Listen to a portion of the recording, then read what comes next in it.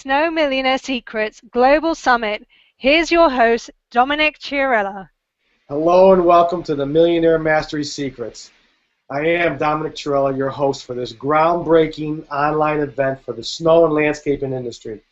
The patience of everybody is incredible. We've been frantically, it's not only groundbreaking, it's mind-breaking, but we finally got something going on where we have Fritz. He took the time out from his summit in Miami to come to us, and he has the patience of a saint. So we're in the middle, so thank you, Fritz, and thank you, audience. We are right now in the middle of a hangout with live 10 titans from the snow and lawn care industries. And these men and women are going to share with you the one thing they wish they had someone told them when they first started out in business so they could have taken their business to the next level. They're also going to share with us some of their most important strategies and tips for anybody who wants to build their business to the next level. I am so excited and honored to share this information with you today. Now, why are we doing this summit? We are all using this in some form or manner, and this is one of those things where it doesn't work all the time. But what the amazing thing does when it does work is that we could sit back in the comforts of our office, at our home, in the tablet, pulling over the side with your truck and using your smartphone, bringing virtual access and information to you globally. It is an excellent concept. We are doing the same thing here at 7 to 7 Best, doing technology, coaching from a virtual level. And things like this that work, we're working hard to make this happen. You can only imagine when you get something, come in for a day for coaching, or come in and work with me for 3 months virtually. Same cost. You can understand what this could do virtually here. Now, before I introduce our patient guest, there's some housekeeping. Be aware, besides this being glitchy beyond glitchy, this hangout, you have questions you can ask below. It's a second delay. Put the questions in, and my team is going to be monitoring. But just remember, you are 60 seconds behind us. I'll check periodically, and so will my team.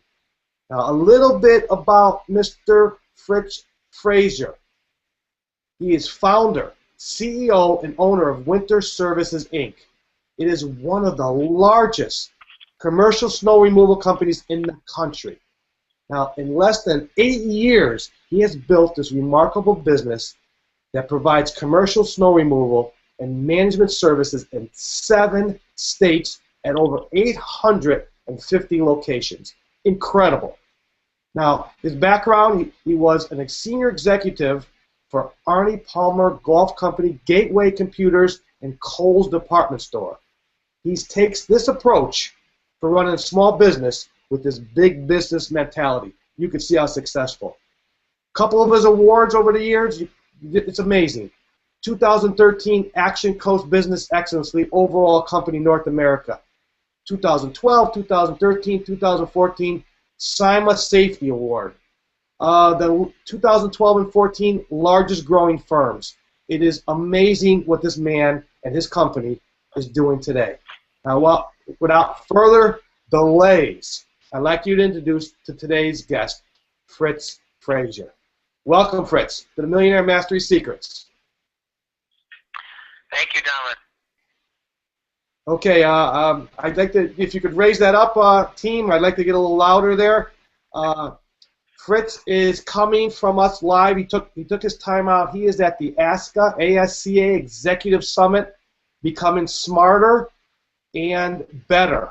This is what this man has done. He's in Miami, taking his time out. We're having a heck of a technical snafus, but we have his handsome face coming up there. Fritz, welcome. Let's just start this ball rolling. How'd you get started in the snow business? Well, it's a long story, but I'll make it fairly quick. I left Gateway Computers right after Y2K in 2000, and really wanted to own a business or try to go do something on my own. And I ended up going to work for Kohl's Department Stores to do the marketing for them. Joined Kohl's at about 250 stores and left at 750, but The day I pulled in the parking lot, I really wanted to own my own business. And so I started it was a long journey. And a lot of people thought I was crazy, but I wanted to buy a business that I felt could grow, an industry that was, could be ours. And I found a snow removal business in Milwaukee, and it's been an unbelievable run, to say the least. But it was a dream of mine to own a business, and my wife was very supportive, and I left a very secure job, a guaranteed paycheck every 2 weeks, stock options and everything, and really risked everything, and one of the things I think that makes people successful is the fear of failing. And I think if you look at all the great leaders, or business people who run businesses, not just whether it's Steve Jobs or Bill Gates or Dominic, you and your family business. I mean, what makes people different is the guy gets up out of bed every day and he controls his destiny. And so, anyways, I ended up getting in the snowplow business. I knew nothing about it, and I just poured my passion into running a successful business, and strive every day to be successful. And certainly, we have better days than others, but to answer your question, it was just a dream of mine to own my own business. Well, Fritz, we put a mastermind group together about that 8 years ago, and it was 6 companies that were across the country, not to affect each other. We put a team together to try to do this, and I remember sitting across from you, and here comes a man going, yeah, I just got out of this comfortable job and put all my life savings and my life on the line. I think you even said you got sick. I mean, physically, I mean, just a very, very big sickness to start off this year, and you jumped into a crazy snow year. Yes, I was even looking going, oh my word, what is this man thinking? But I have to say something, Fritz. One of the things I saw was there was something about you that you were not going to give up. And it just amazed me. And I tell you, a lot of people look at people like yourself and they say, here's a successful man, that somehow you're lucky or you're different, and what is that? Are you lucky? Are you different? Or how is it? I don't know if I'm lucky. I think I'm blessed. Okay. I think hard work makes luck, to be honest with you. It's, when I bought the business,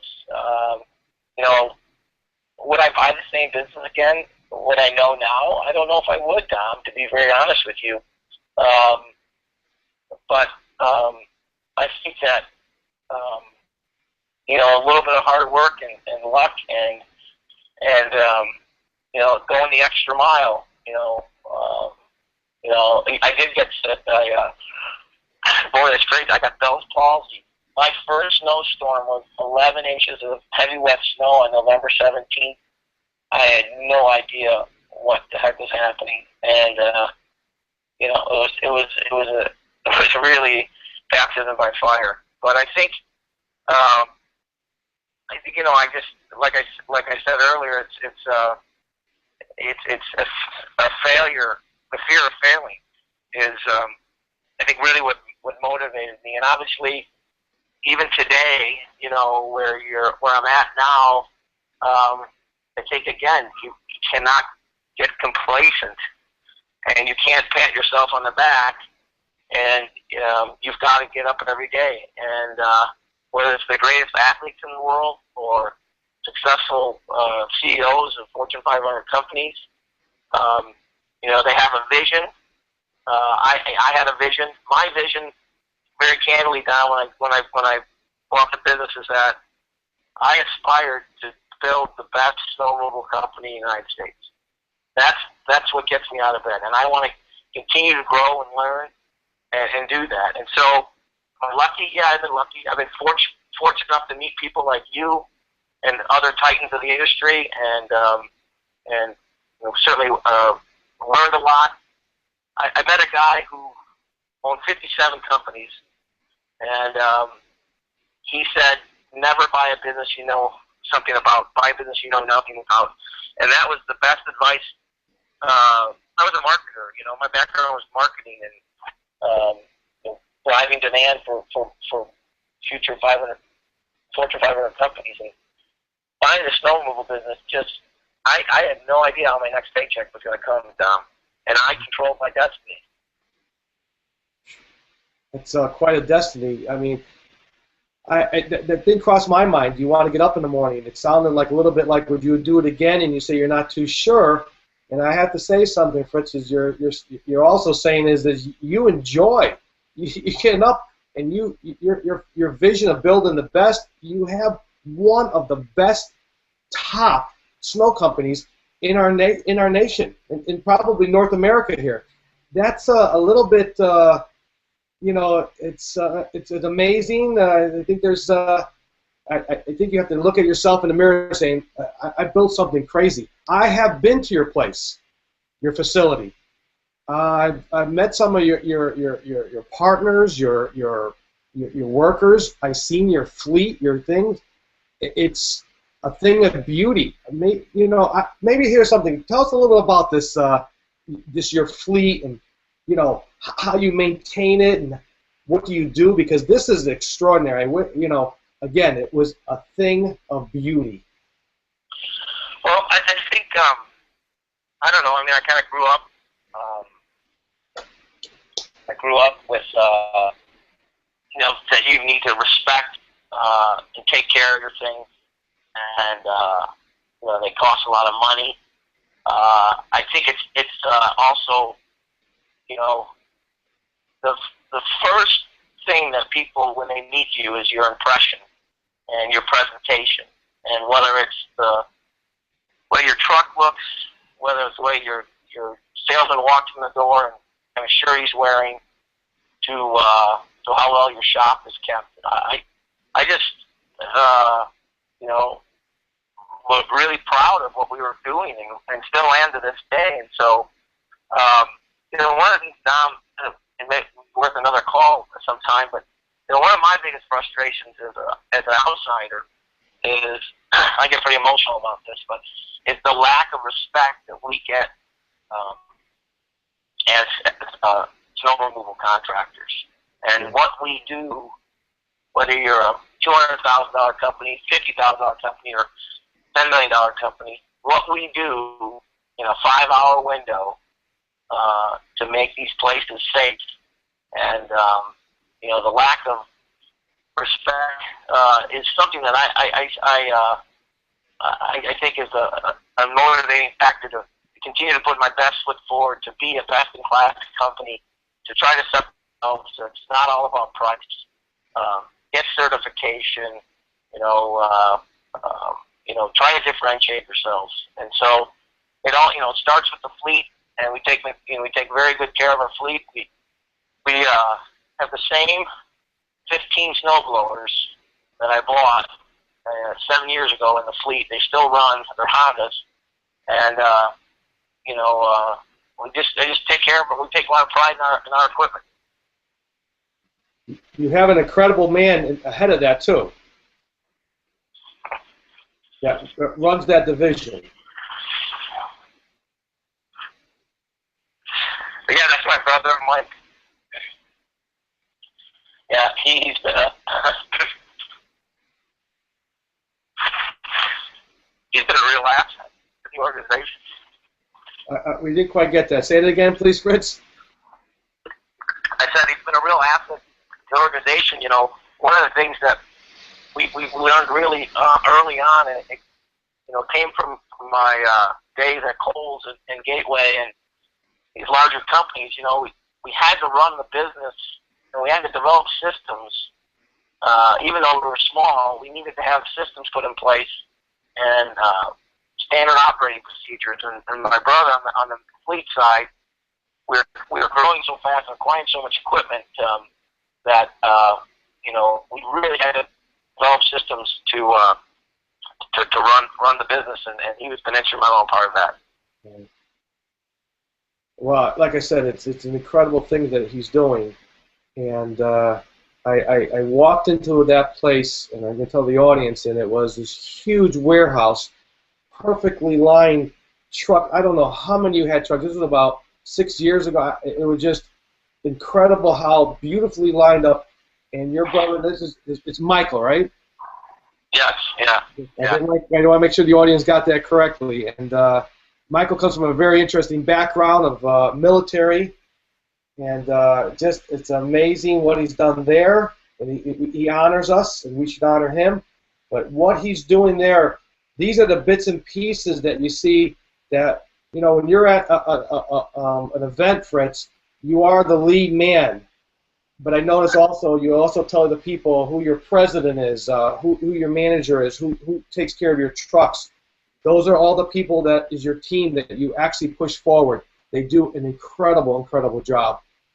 And well, appreciate it. But it's not, and I appreciate your compliments, but it's not me. I have a woman who works for me. Her name's Darcy, and she's my first employee. She's been with us. And last year we had a face-to-face, and all these people asking us questions, and how do you grow like this, and this is, how did it happen? And she just said, well, we believe. We believe, and everybody, we all believe in each other, and everybody has a role and plays an important part of the organization, and I think that's, I might have the vision, but I have a great staff that executes on that vision. I hired a guy from Kohl's I worked with that I mentored 2 years after I bought the business. It's funny, Don, I was looking at my goals that I set in 2007 when I bought the business, and I don't know. I mean, it's amazing to go back and see what we as a group, and when you get a common organization or a common goal and a singular focus, and get everyone going in the same direction, it is amazing what you can get done. And it's been really neat, and seeing people grow, and grow in their jobs and taking on additional responsibility. It's been really, really neat. Well, I saw you at the, like I said, you go into these conventions. I don't think people realize how much you do with education yourself and what you bring to the table here. I saw you had a great talk with you and your president, and you were talking about the systems you put in. And I know someone answered the question. I was trying just to listen, but what I think happens is these great systems, the key element was these great people running these great systems. And I have a little when I have a pyramid, great vision on one side of the pyramid, a well-trained, career-minded, employee-driven network, and your systems on the bottom there. And I always say that these systems run the company, but people run the systems. And yep. That's how this goes, and that's what you're doing. I remember if the guy was raising his hand, go, look, I got systems up my butt. I can't get them to the people. I was trying to I just try to keep quiet in the back saying, I got the answer, Fritz, I got the answer. They didn't see that what you do behind the scenes with this network. And the example is this girl that you said starts from new. It's unusual to have somebody that could grow from a small amount to one of the largest and still be there. The testament of what you're doing with your employees and your network of people. Well, I think part of owning your own business is trying to get quality of life, and I don't know if I have more time with my family or less time since I left. But you cannot climb a mountain by yourself, and you can muscle something so hard to a certain point, and then you need people to take it to the next level, and surround yourself with key people, and I think that's what I've been fortunate enough to not only surround myself with key people, but also network. Continuous education is very, very important to our organization. and not becoming complacent. And we're doing some exciting things with technology now. That you can't get off the shelf from for our businesses, and and the people on the team are the ones who are pushing those envelopes and breaking those barriers and getting the company to the next level. Right. Well, you're right, Fritz. I could, when the president was presenting your material, and you could see the energy and the excitement in him. But that's your value, and that's nice to be able to get that culture and values. One of the most difficult things to get into an organization, because as you get bigger, you can't do it all yourself. But you do give something to these people, and that's the vision, and you are helping them do this culture, and you can see it. They're excited. I had a talk myself at Simon, and your brother Mike came, and I was like honored, because here's an extremely talented person, but he's coming to my place. But these are the people that have that same culture. And that brings to my attention is, did you use some mentors along the way? Are you being mentored with this, or have you been mentored along these 8 years? It's funny. There's a couple of mentors here and there. I mean, there's guys inside the industry that I would consider mentors. There's people outside. I do have a business coach that I meet with once a week for an hour. Just kind of re-racks my mind and allows me to kind of see clearly for a little bit, and that's been really beneficial. Mentors in the industry, obviously there's you're going to hear from Sam Bernardo's on this deal. Jeff Tovar's been, Steve Bednauer's been very helpful, and I think one thing I learned when I started coming to these events, the SIMA events and the ASCA events, is Jeff was the one who told this to me. He said, if you can take one thing away, and implement it back in your company to make an improvement, and so you don't have to be the biggest company in the world. If you're doing something that you're not, if someone's doing something that's interesting or has an impact on the operations that you can implement in your company, that's what you're here for. Every day we get up and we learn something new about life, about business, and whenever you shut yourself off to learning, and I think this is why some companies aren't successful, because they don't want to change. Change is inevitable. Some companies do it faster and more frequently than others. And if you don't change, you're not gonna. Your company won't be around, or you'll be stagnant. You won't grow. And I think that's you got to be able to learn and constantly improve. And one thing that we do, which I learned from somebody else, is the thing they do we call gems and opportunities. And we get together once a quarter and go through the last 90 days and say, hey, what was a gem in our company? What worked well? We put mobile minis at the mall instead of having a walk truck over there. That was a gem. What's an opportunity? Yeah. Maybe instead of having 7 guys there, if we had a different type of piece of equipment, we could have 3 guys there. Okay, there's an opportunity.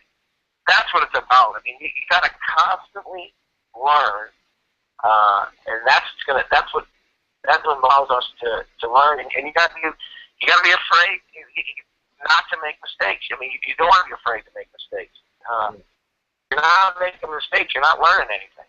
And believe me, I knew nothing about this business at all. I just knew, and I told that story to you, Dom. Should I tell a story about how I thought I should do this business?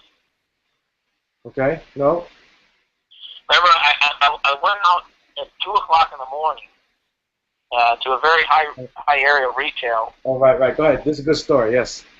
And I was kind of on a little higher elevation, and I looked down this busy road, and there was nothing, the shopping centers, anything. I saw nothing but yellow lights blinking. And I said, this is amazing. this is really amazing.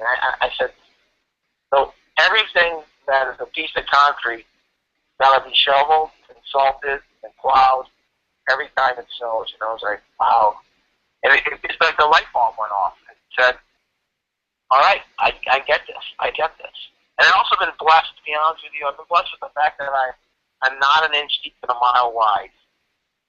Meaning I'm not in multiple business channels. I'm singularly focused on snow, 365 days a year, 24/7. And that's really, I think, helps me be successful, because I can tell you there's a lot of distractions in running a maintenance company. I can just see it. No, I agree.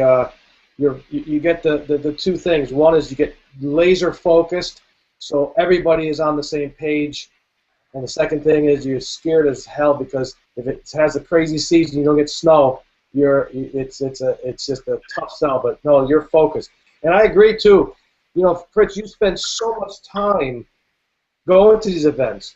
You just were talking about how you do something once a month. That takes time, which is money, and bringing the people in. You see a lot of companies or a lot of owners say, I don't have the time. It's wasting money.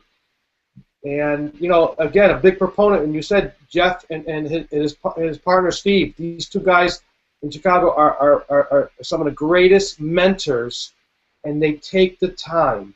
They became successful, but they take that time. That, I think, is a noted quality of the successful companies, is this time element and the money you spend doing it.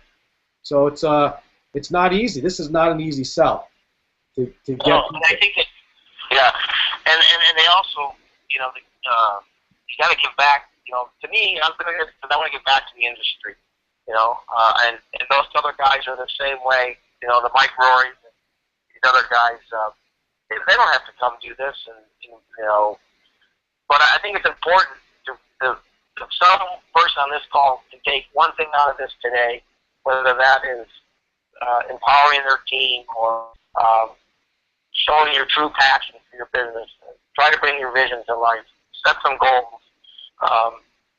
It's important to give back, and I think those guys, they did a great service to this industry by giving back.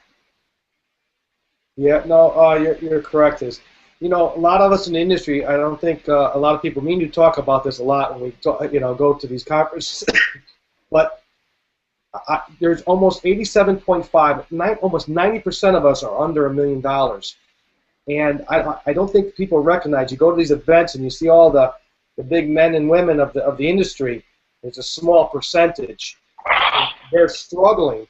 And this is where we give back. I know that I sold my company, and now I'm trying to work with this virtual world to get the same kind of stuff, the same kind of mentoring at a a rate that people could learn and accept. And even like the men like yourself, Jeff, Steve, the men like Frank and Mike, Rory, like Frank Mariani, these are the guys and gals that give back. They made it to a level. They don't have to. But you're correct. It's nice to be able to give back and start mentoring. It really does help our industry.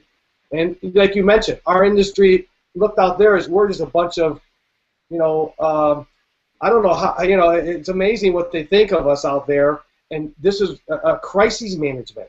You're talking a crisis going on at any given moment, any given time of day that needs to be resolved. That's what we're doing, the service we're providing. So, these are some interesting tidbits over here, there, Mr. Frazier. There. So, you got in this business about 8 years ago. Has it changed? Has this industry changed? I mean, I know like the bigger boys, like Jeff and Steve. These guys go back 15, 20. You're about 8 to 10 years. How have you seen this industry today compared to when you started? Well, I think a couple of things. I think that we're at a really interesting time in our industry, almost a defining moment. We are really getting pushed and very difficult to take on indemnifying, Fortune 100 companies for their snow removal, where we're accepting all the accountability and liability, and that's what I've seen change dramatically. The slip and falls, there's over 35,000 slip and falls a year filed. Wow. And, the thing about snow that I try to explain to people is I can tell you I'm going to cut your grass every Thursday at 9 o'clock. But when it snows, we are firemen, and every snowstorm is different. Every type of conditions are different. It is a very, very, very difficult industry. And what I've seen change is obviously I've seen technology is coming more into play, for sure, with geofencing and, smartphone technology and GPS. So that's, I started with a fax machine and timesheets, laid out all over the place. So now we're getting real-time data. And so I've seen, and I'm seeing things in terms of the industry. I think people are very excited about ISO 9001 certification. I'm down here today in Miami with the top 100 snow contractors. Some of them are here, most, and one of the gentlemen raised,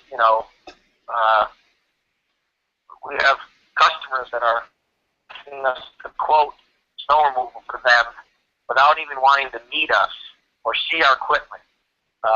We're competing against companies that are virtual companies that are in an office in Pennsylvania or Ohio that don't even have anybody on the street.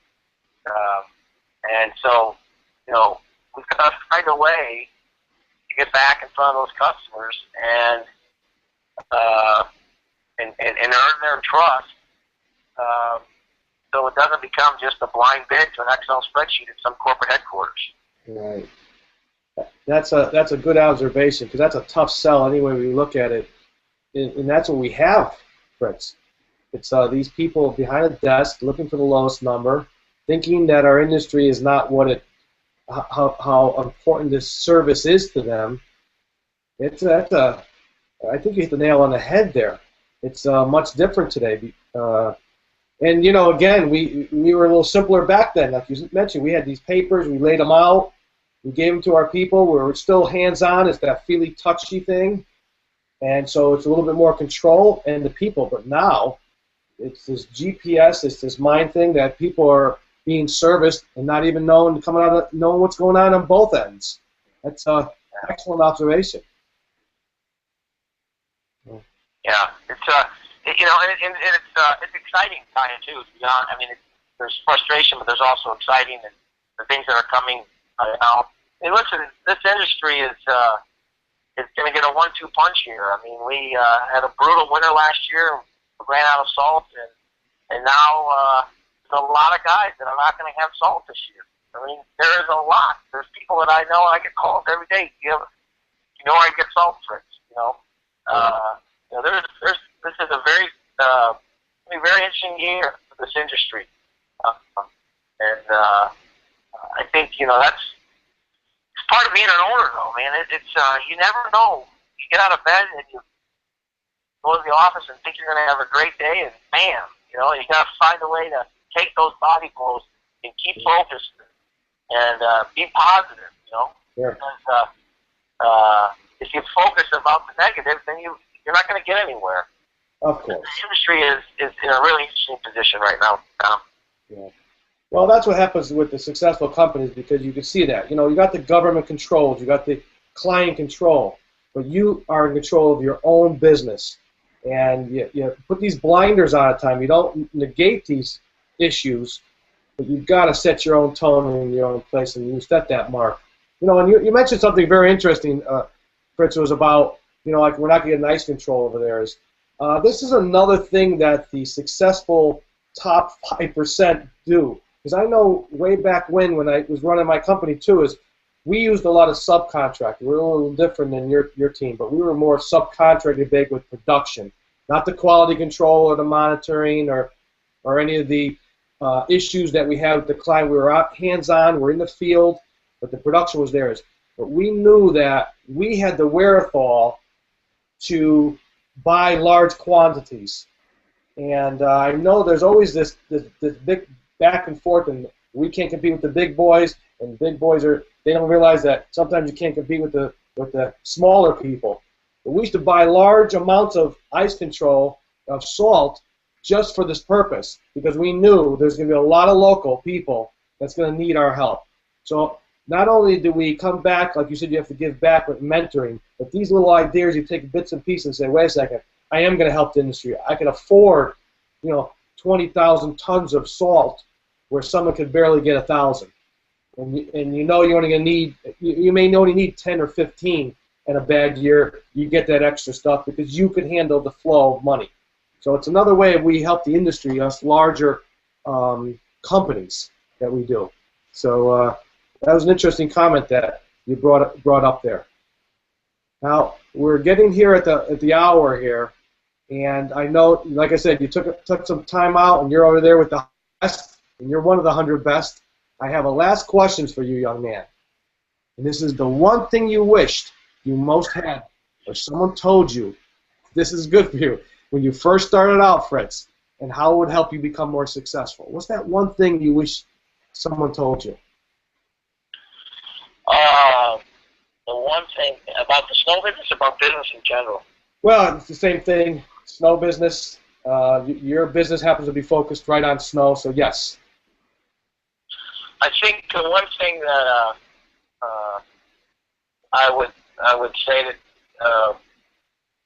I was a little too trusting of people, and I needed. I don't know if that was because I'm kind of old school. I shake your hand, I look in the eye. I'm a man of my word, and but I think that if someone had told me that I always need to make sure my I's are dotted and T's are crossed, probably would have been a lot of expensive lessons by in this 8 years. So I think maybe I think the one thing, like I said, I think is that I needed to make sure that I was a little more structured. You follow me? Okay. And that's really what led to my system. Because I came from such a structured world at Kohl's and at Gateway and these Fortune 500 companies that this is how you do reviews. If you want to buy a fax, if you need a new computer, you got to fill out this form, do this. I just didn't want any of that stuff when I started my company. But I found out very quickly I needed structure. That's a hard sell too, Fritz. I mean, you grew extraordinarily, exponentially. It wasn't just a slow pace from going from what you started 8 years ago and shot. So these system building, this culture training must have been a mind-boggling adventure and bumps in the road. My word, this was done. I'm just imagining this is done concurrently. You needed a system, you built it, you did a strategic objective, you got better and better. But this was extraordinary growth. You know what the neatest thing we did as a company is we got everybody together early on, and we wrote our values. What are our core values of winter services? And everybody participated in that and had a vote in it. And that really, really solidified the company. And we always make decisions based on those values. That's something we do. And that was I think that was really another important thing, is to get the culture of the company set. And it evolves, and personalities have a lot of play with that. If you get the wrong type of personality, it can be destructive. But getting the company together as a team and getting those core values that really set us off on the right path. Yeah. That's Fritz. That's one of the. I have to say, even in my company when we started this ball rolling, and had a few consultants come in. We had eMyth, and I know in the companies I've been in, a dozen of companies so far over the last couple of years. And when you walk into a company, you just try. It's such a hard sell because these people are hurting in production or sales, cash flow, that you start off with true strategic objectives, vision, and this culture you're talking about. And it's so hard. I'm so happy that you said that you became successful because that's where you started. You can't imagine going into this, okay, guys, you have production issues, and let's start off with your strategic objective and your cultures. And they're looking at you from all different, like you're from Mars. But that's an interesting way that you started from values, vision, together, and then you were together as a team, and you knew where you were going. So that's a great tidbit for our audience, Fritz. Yeah, it's almost now if you look at these TV shows, where the guy goes in to fix a restaurant or go in to fix a hotel or whether they're broken, and if you as the owner of the company don't believe in yourself, and if you don't want it, your team is not going to want it, and they're not going to believe it, and that's what you got to want it. What do you want to be? And then figure out with the team how to get there. And I think that's really important. Yeah. So, well, thank you, Fritz. This has been I appreciate you coming on, taking the time out from your event. You also took time out with 30 or 15-minute snafu. We got your picture up. I wish we could have got your video because you're really handsome in your picture. So I want to make sure I know the viewers got a lot of value from what you were talking about there. I really appreciate you joining me and the audience for this summit. Now, Fritz, if anybody had a question, is there some way they can get a hold of you in some way if they have a question? Yeah. They can go to our website, winterservicesinc.com.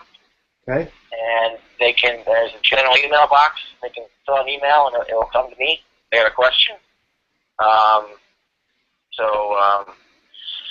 They can do that. And so they can call the office at 414-358-3311. And certainly, spend some time with the people and try to help out the best I can. Wow, thank you very much, okay?